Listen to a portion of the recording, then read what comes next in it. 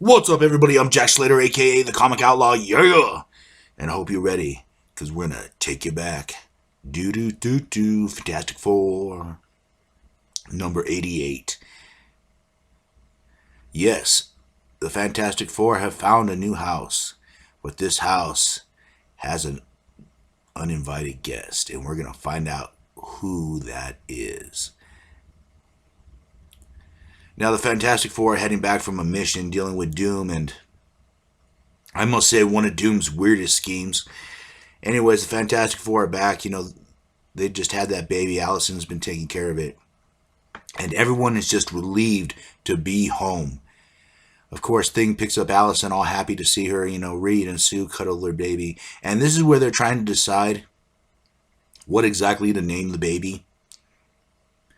Because the baby kind of doesn't have a name yet. They've been kind of bouncing back and forth with ideas. And of course, Ben suggests Benjamin because, it's a classy name. Johnny tries to do a little fire. He tried to impress the baby, but Reed's worried about the sparks getting the blanket. Sue takes the baby away, and they're trying to figure out what they're going to do next. Meanwhile, a man goes blind, just out of nowhere. He can't see. He loses his eyesight. And this is strange. This has been going around town, and it's due to the radiation that's coming from this strange house that Sue found from a real estate agent. Now, I'm just going to say this. If you find an alien-looking ship from a real estate agent, it's probably not the best place to move into. But anyways, the Fantastic Four decide to check it out for the possibility of moving in. Yeah. The world's smartest man is moving into an alien ship that he knows nothing about. Yeah. But they do need the money, They got to start saving for the kids' college and this and that. And Sue kind of likes the place that's out of the way. They could rent the building out. Like I said, they need the money. The Fantastic Four isn't financially sound yet, I guess. So they go to this ship, and it's some kind of strange plastic, they said. It does give Reed a slight headache. And you would think people would be a little more hesitant in going in. But I guess this is the Fantastic Four, and they've dealt with a lot of different stuff, so Johnny decides to try out the durability of this thing just to see how tough it is.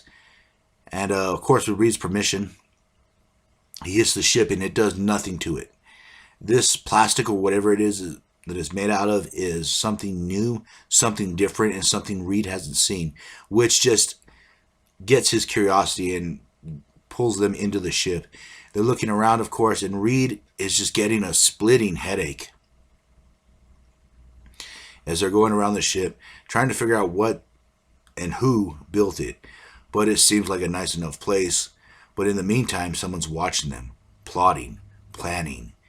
Deep, deep down into the earth, they watch and wait as their plan comes to fruition. But who is this waiting in the dark? Meanwhile, Ben is going to the doctor to get an eye exam because he kind of has a headache too, and he's having problems with his eyes, seeing straight. What comes with a headache and a migraine. The nurse tells the doctor there's been a rash of these going on through town. A lot of people have been having eye problems, headaches, stuff like that. Of course, Ben's kind of thinking to himself, wondering what they're going to do next, what Sue and Reed are going to do, plans with the baby, and blah, blah, as he heads up to the Fantastic Four penthouse, which is pretty sweet. I mean, they have their own private elevator that can stand Ben Grimm's weight. And, of course, they're moving. And this is just weird that they just decided to move right away without even, really checking out the house. But, hey, Reed's Reed. And, of course, Ben helps these guys pack up a little bit because he doesn't want to wait there forever. Using his colossal strength, he just loads all the crates in.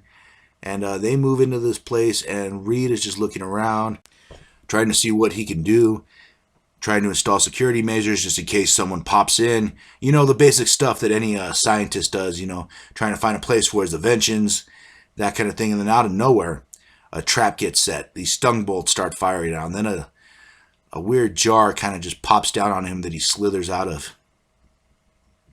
And this is where Sue starts to get worried. Reed says it was an accident. Whoever built this place obviously had security in mind and he might have just triggered it. And Reed is starting to suspect something as Sue begins to get a headache. But they have no time to think about that right now. The Fantastic Four, the rest of the members are landing with all their stuff, getting ready to move into this place. And, the headache should have been a first indication, but, of course, Crystal and Johnny, they're getting ready for dinner. And someone in the shadows is about to make their move. They go up the tunnel, up to their plastic chateau, to the surface. And who steps out? It's the Mole Man! Yes, it's the Mole Man. What a big surprise.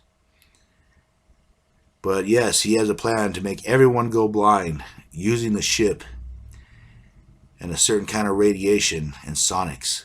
He will make people go blind like he is. And then while they're stumbling around, he will take over the world. And the Fantastic Four will finally be destroyed by the wrath of the Mole Man. As the Fantastic Four are having dinner in their new house, not even suspecting a trap, as Johnny and Chris are having a little romantic moment, Sue begins to get a headache. She goes blind. So does Reed. And the Mole Man makes his move, saying that he was his plan the whole time. Will the Fantastic Four get out of this? Will they find a better real estate agent? Will they defeat the Mole Man? Well, we'll find out the next time, won't we? And I'll catch you on the flip side. Yeah.